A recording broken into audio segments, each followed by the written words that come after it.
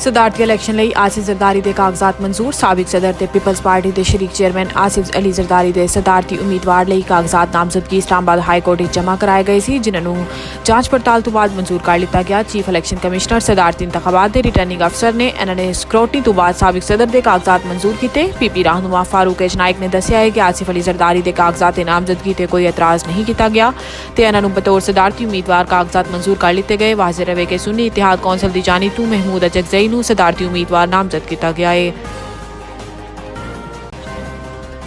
ज़ातियात की गल होएगी तो गल बहुत दूर तक जाएगी। वज़ीर आज़म शहबाज शरीफ स्पीकर अयाज सादिक की सरबराही होने वाले कौमी असम्बली के इजलास में बिलावल भुट्टो ने इशारे ख्याल करते हुए कहा कि आज सुबह पता चला कि महमूद अजगज़ई के घर कोई छापा पिया है। ऐसी मुजम्मत करदा महमूद अजगज़ई सदारती उम्मीदवार ने ऐसे अयाज सादिक ने कहा कि मैंने इस मामले की कोई इतला नहीं। इस दौरान महमूद अजगज़ई ने इशारे ख्याल करते हुए कहा है कि ना मैं कोई जज्बाती तकरीर करनी है, ना किसी को बेइज्जत करना है। साडा घर ते 15 साल लड़ाई ठूंसे दी थी, साढ़े 200 अफराद मरे। इन्होंने कहा है कि ए मुल्क एक जमात तो नहीं चलेगा, मुल्क को बहरान तो निकालना है तो आइए मिल के बैठ के कढ़िए। इस पार्लीमेंट जासूसी इदारा का कोई किरदार नहीं होएगा। इस दौरान सुन्नी इत्तेहाद कौंसल के उमर अयूब का कहना सी कि मैं वजारत उज़्मा का उम्मीदवार सी।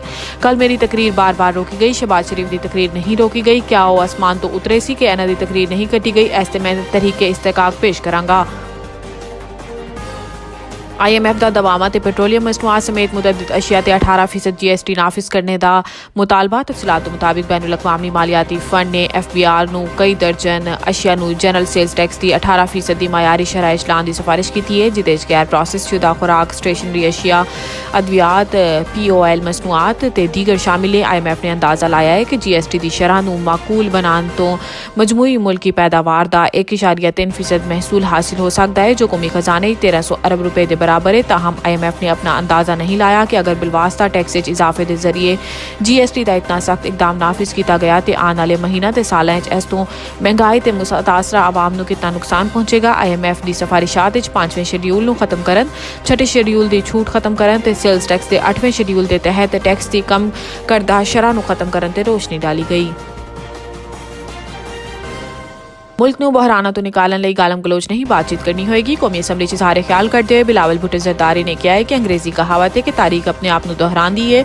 मैं अपने खानदान का तीसरी नस्ल का नुमाइंदा हाँ जो इस ऐवान च मुंतखब होया है। इस बिल्डिंग दाखिल होवो ते फाउंडेशन स्टोन ते शहीद जुल्फकार अली भुट्टो का नाम कुनिंदा देखा जा सकता है। ए मदर ऑफ इंस्टीट्यूशन है। इस जमहूरी इदारे नूं ताकतवर बना के सानू अपने आप नूं ते पाकिस्तान की आवाम नूं मजबूत बनावांगे। इन्होंने कहा है कि इस इदारे नूं कमज़ोर करके असी ना सिर्फ अपने आप नूं बल्कि जमहूरीयत नूं कमज़ोर करांगे और साडे बुजुर्ग जो 6 दफा इस ऐवान आ चुके हैं वो अच्छी रिवायत पैदा करन। ऐसी रिवायत आइंदा आने वाली नस्लां सानू अच्छे अल्फाज याद करन, जबकि अगले मैंबर आन ते वो सानू दुआवां देन, ना कि गालियां।